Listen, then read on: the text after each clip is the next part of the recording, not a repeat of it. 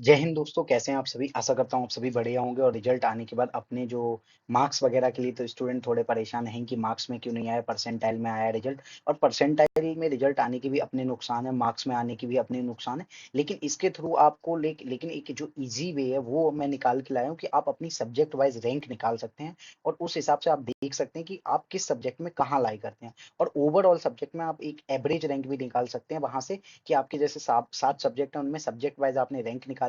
इनमें 2 सब्जेक्ट के मैंने एग्जांपल भी दिए हैं कि कैसे निकालेंगे rank.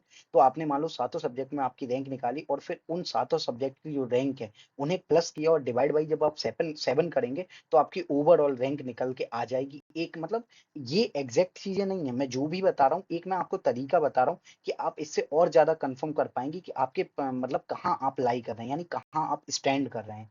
These all are ways to check the position of your in this particular examination, NCT examination. Okay, और आपको इससे पता चलेगा आप कहाँ कहाँ की कट ऑफ में बैठ बैठ सकते हैं, कहाँ कहाँ आपके नंबर आ सकते हैं, कहाँ कहाँ इजीली आपको एडमिशन मिल जाएगा। इन सारी चीजों में आपको हेल्प मिलेगी। ये कोई भी जो मैं लेकिन हाँ, सब्जेक्ट वाइज जो आपकी रैंक निकलेगी वो आपकी एग्जैक्ट रैंक मिल जाएगी। Point two point subject wise आपको रैंक मिल जाएगी। लेकिन आप कहें कि ओवरऑल रैंक रैंक आपकी निकल आए, मतलब सात 7 सब्जेक्ट हैं, उनकी आप जब रैंक निकालेंगे तो चीजें इधर उधर होंगी।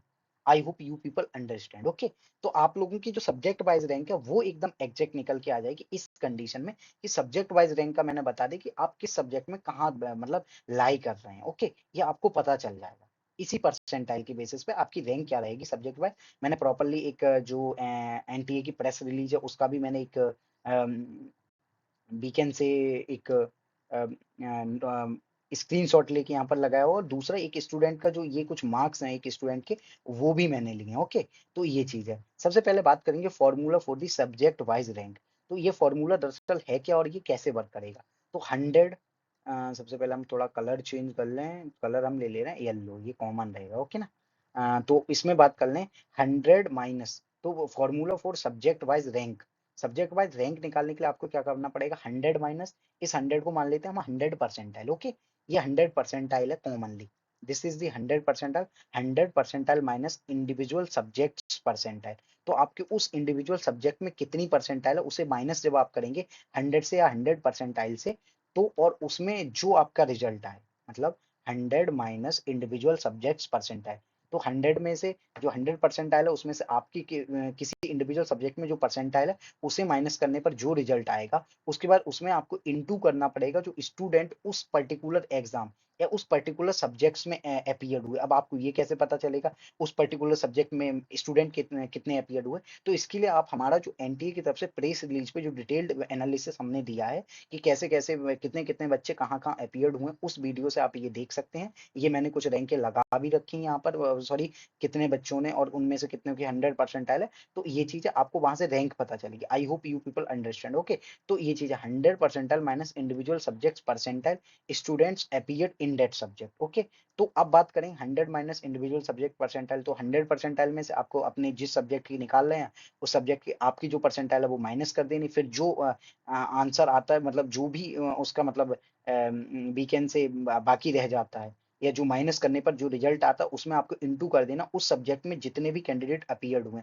फॉर एग्जांपल अभी हम वो एग्जांपल भी लेंगे, जितने भी कैंडिडेट उस सब्जेक्ट में अपीयर्ड हुए और उसे डिवाइड कर देना 100 से, और आपकी जो रैंक है आपको मिल जाएगी, आपकी रैंक आपको मिल जाएगी। ओके, लेकिन इसमें आपको एक काम और करना पड़ेगा इस फॉर्मूले में, जो मेरी आप गलती भी कंसिडर कर सकते हैं, जो मैंने गलती कर दी है। अब फॉर एग्जाम्पल जैसे बायोलॉजी है, बायोलॉजी में कितने 100 परसेंटाइल परसेंटाइल वाले स्टूडेंट कितने हैं, 134 स्टूडेंट्स हैं। ओके, तो आपकी जो रैंक आएगी ना बायो की, जो आपकी रैंक आएगी उसमें आपको ये 134 प्लस और ऐड करना है। ओके ना, 134, क्योंकि इतने सारे बच्चे एक ही पोजीशन पे स्टैंड करते हैं 100% पे, यानी इनके जो मार्क्स हैं वो सिमिलर हैं। ये 100 परसेंटाइल वाले स्टूडेंट कितने हैं, 134 इन बायोलॉजी। ओके, तो अभी हम बात करेंगे कैसे।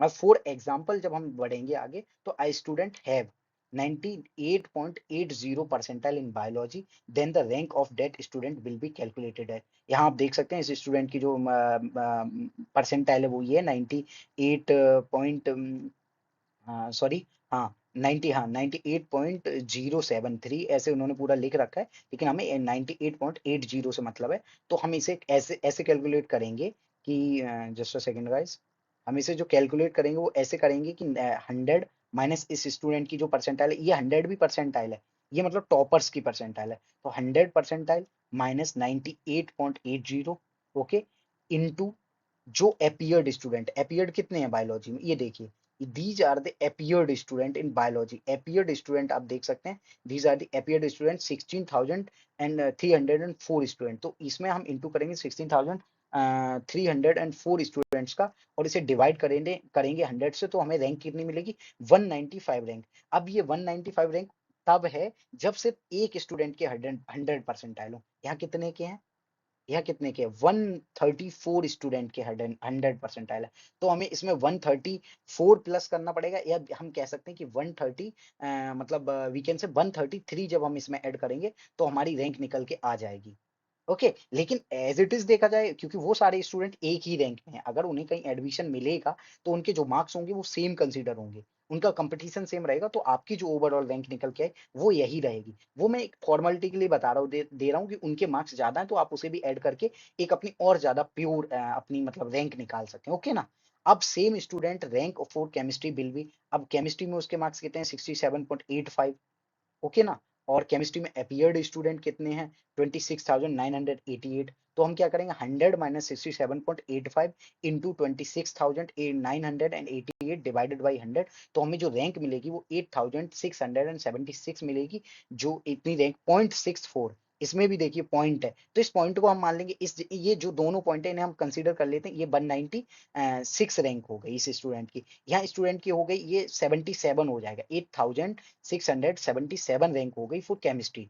तो आप समझ गए होंगे सब्जेक्ट में आपको कैसे रैंक निकाल ली, और सभी सब्जेक्ट की जब आपकी रैंक निकल जाएगी तो आपको उन सभी रैंक को प्लस कर लेना है, जितनी रैंक को उन्हें प्लस करेंगे और डिवाइड बाई 7 करेंगे तो आपको एक एवरेज रैंक मिल जाएगी। लेकिन उस एवरेज रैंक का मेरे हिसाब से कोई मतलब नहीं, आप क्या करें सब्जेक्ट वाइज रैंक निकाल के एक एनालिसिस कर लें कि आप कहाँ स्टैंड कर रहे हैं, उस सब्जेक्ट में आपकी रैंक क्या है, ओके। आई होप, एक पहले हम वीडियो लाए परसेंटाइल से आपके मतलब मार्क्स वगैरह कितने बनाए, लेकिन परसेंटाइल से मार्क्स का या इस रैंक का भी कोई मतलब नहीं, मैं सच बोलूं तो इस रैंक का भी कोई मतलब नहीं, इसका मतलब बस इतना है, आपके लिए फायदा इतना है कि आप इससे ये पता कर सकते हैं कि आप स्टैंड कहाँ कर रहे हैं इन दैट पर्टिकुलर मतलब सब्जेक्ट, आप उस पर्टिकुलर सब्जेक्ट में कहाँ स्टैंड कर रहे हैं, इतना ही फायदा है, बाकी इस रैंक का भी कोई फायदा नहीं।